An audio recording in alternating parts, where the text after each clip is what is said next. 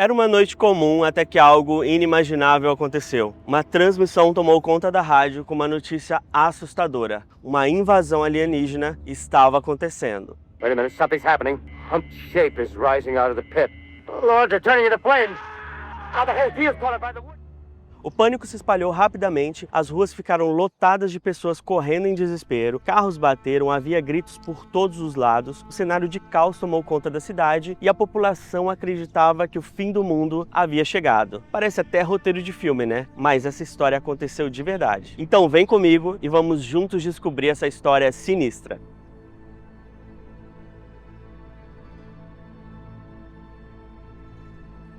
Hoje eu vou falar sobre esse caso bizarro da transmissão de rádio que parou os Estados Unidos. Vamos falar sobre a Guerra dos Mundos, o livro, os filmes e toda a sua influência na cultura pop. Vamos explorar também algumas locações do filme de 2005, de Steven Spielberg, então fica comigo porque esse vídeo tá demais. Já deixa o like, se inscreve no canal se você ainda não é inscrito e ativa o sininho para ser notificado sempre que tiver conteúdo novo aqui no canal. E outra dica legal, me segue lá no Instagram também, inclusive tem um grupo de transmissão, se você entrar lá no meu Instagram, logo embaixo você vai ver. Nesse grupo eu posto coisas relacionadas ao canal, spoilers de novos conteúdos, bastidores de gravação. Então, se quiser ficar por dentro ou pra gente ficar até um pouquinho mais próximo, essa é uma ótima oportunidade, beleza?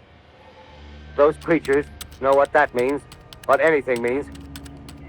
Wait a minute, something's happening. Humped shape is rising out of the pit. I can make out a small beam of light against a mirror. What's that?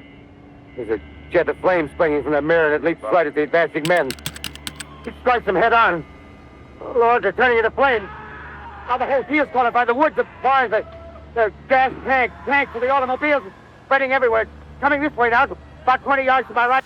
Isso foi o que as pessoas ouviram no rádio no dia 30 de outubro de 1938. Depois dessa transmissão, um grande pânico tomou conta de várias regiões dos Estados Unidos. Esse episódio ficou conhecido como a Guerra dos Mundos. Era uma espécie de encenação, tipo as antigas rádios novelas, sabe? Mas a adaptação feita por Orson Welles foi tão realista que muita gente acreditou que uma invasão alienígena estava realmente acontecendo. Como a transmissão foi feita no formato de um noticiário que era interrompido com urgência, quem sintonizou o rádio depois da introdução não percebeu que era uma dramatização. Com o tempo, as notícias foram meio infladas. Era uma mistura de histeria junto com o poder da mídia. Chegaram até a dizer que pessoas tiraram a própria vida e outras coisas mais que nem foram comprovadas. Há quem diga que os jornais da época tentaram aumentar o alarde justamente para desacreditar o rádio, que estava se tornando um grande concorrente da época. Acho que é interessante a gente explorar um pouco dessa treta entre os jornais e a rádio para contextualizar o que estava acontecendo naquela época. Eu acho que assim a gente consegue se transportar para aquele período e conseguir entender um pouco a cabeça das pessoas. Nos anos 1930,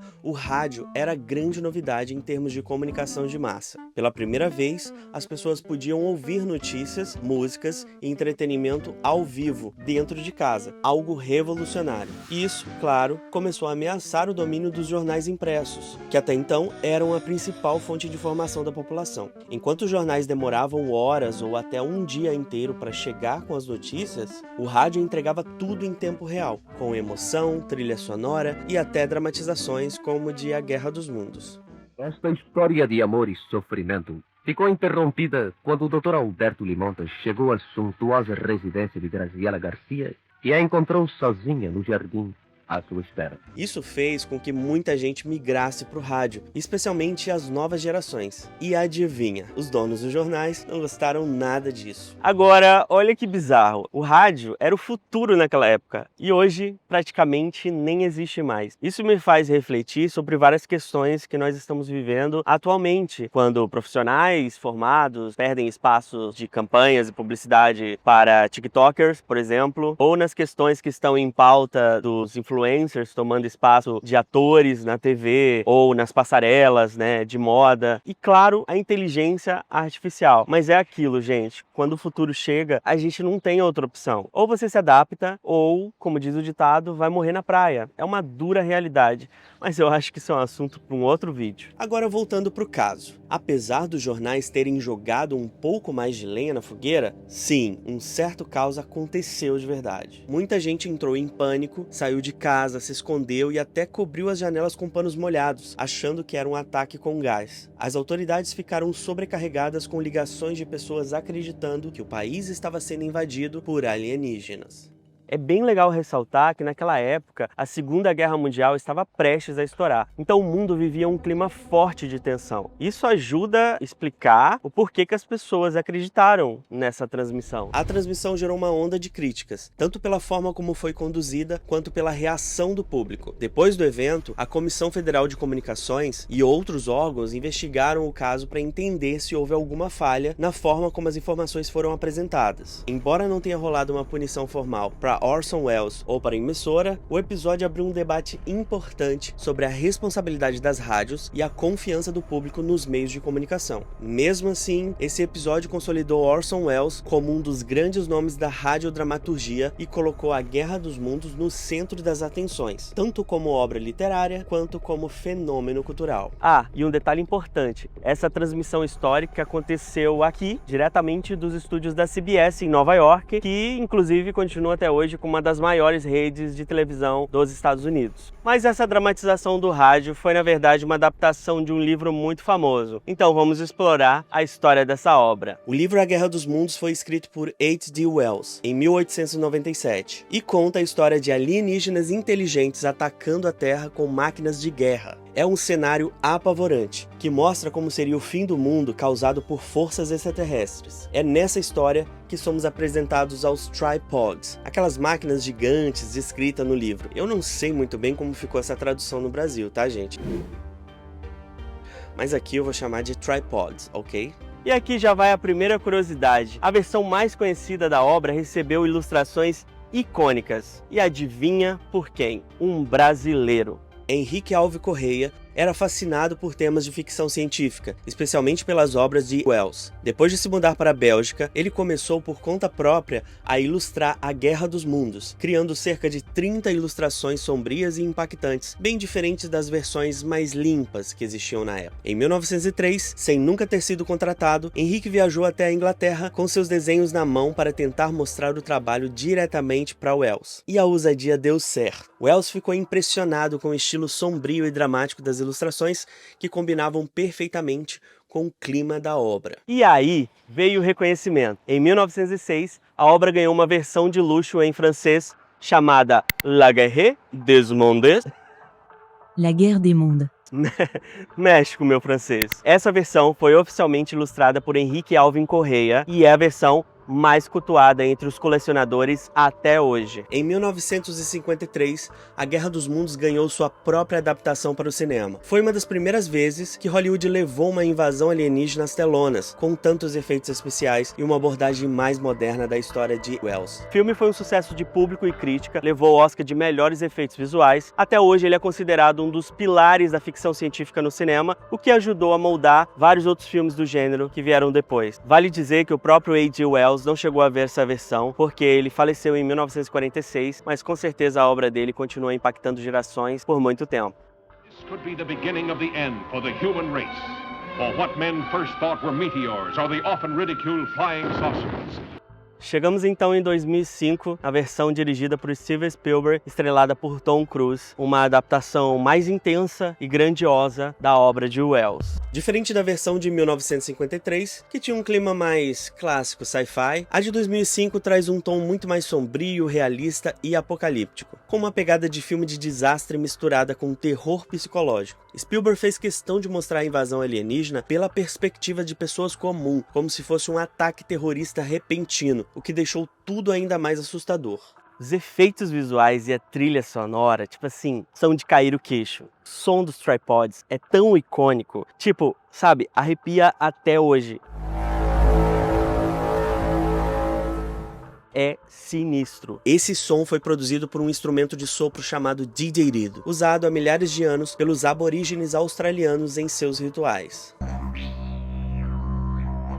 Gente, eu sempre vou exaltar Steven Spielberg. Tem vídeo dele aqui no canal, onde eu falo um pouquinho da história dele, na trajetória do filme Tubarão, que foi aí o primeiro filme grandioso da carreira dele e que eu sou muito fã, tanto do diretor quanto do filme. Vou deixar o link aqui, depois vai lá conferir, porque tá muito legal. E assim, é muito legal como Spielberg consegue trazer uma profundidade, assim, para as cenas. Enquanto outros diretores são mais superficiais, ele consegue trazer esse medo de uma maneira tão minuciosa, onde ele coloca aquelas cenas longas e mostra toda a imponência dos tripods contra a humanidade que é tão frágil e tão impotente diante de todo aquele poder. You were born a director, weren't you? I was not born a director. I was pretty good at giving my younger sister direction, I'll tell you that, growing up. But I was really born, knowing that I wanted to tell stories somehow. Então constrói um medo assim natural, sabe? A gente realmente teme aquilo ali que tá acontecendo. E tudo isso é construído graças à direção, com os efeitos visuais, os efeitos sonoros. E a gente vai literalmente tremendo na base diante daquilo tudo que tá acontecendo. E a gente pensa, cara, vai ser impossível a humanidade vencer a tanto poder. Ele também explora temas como desespero, sobrevivência, colapso social e até trauma. Tudo isso num ritmo frenético, quase claustrofóbico. A ambientação é cinzenta, suja, pesada, o que aumenta ainda mais a sensação de um fim do mundo iminente. E é exatamente aqui, onde eu estou agora, que acontece uma das cenas mais icônicas do filme, uma sequência longa logo no início que demonstra exatamente isso que eu estou dizendo. É aqui que eles testemunham pela primeira vez a ameaça, né? Eles conseguem ver o poder de destruição dos tripods em uma cena de tirar o fôlego.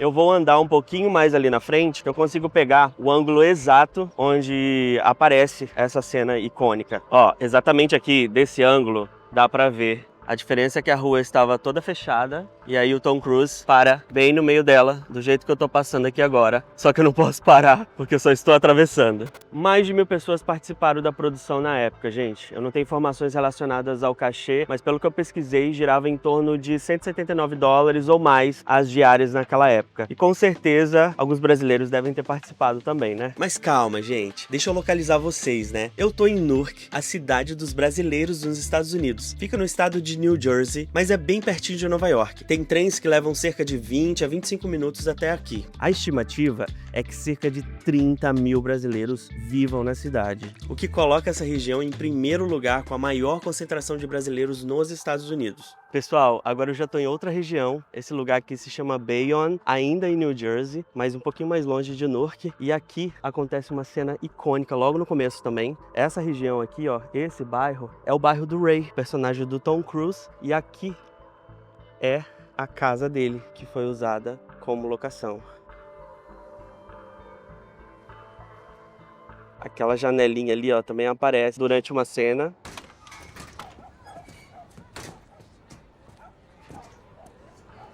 Inclusive, nessa ponte aqui tem uma cena sinistra, que ela é toda destruída. Ela passou por uma reforma, hoje ela é um pouco mais alta, mas foi aqui, nesse lugar.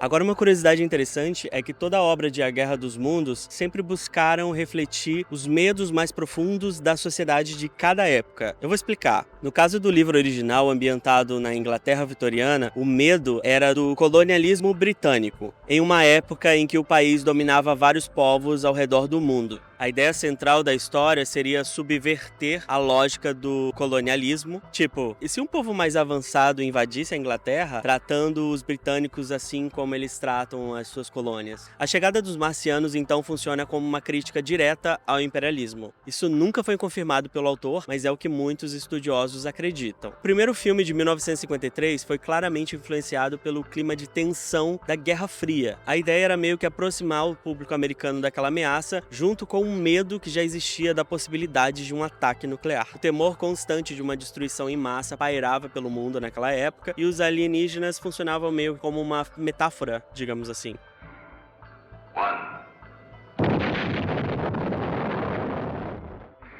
It'll end only one way. We're beaten. Já o remake de 2005 trouxe cenas que remetem ao caos e ao terror vivido nos ataques de 11 de setembro. final de A Guerra dos Mundos também é bem interessante. Os alienígenas chegaram prontos para nos dominar, mas foram derrotados por algo que nem esperavam, as bactérias do nosso planeta. Esse final genial que o H.G. Wells escreveu serve para lembrar que tudo em nosso mundo é necessário e que os micro-organismos, invisíveis aos nossos olhos, podem ser mais poderosos que qualquer arma. E aí galera, curtiram o vídeo? Espero que vocês tenham gostado. Deixa o like e um comentário porque me ajuda muito. Fica ligadinho porque toda semana tem conteúdo novo por aqui. Já ativa o sininho aí para você ser notificado sempre que tiver vídeo novo. E a gente se vê no próximo vídeo. Beijo, fui!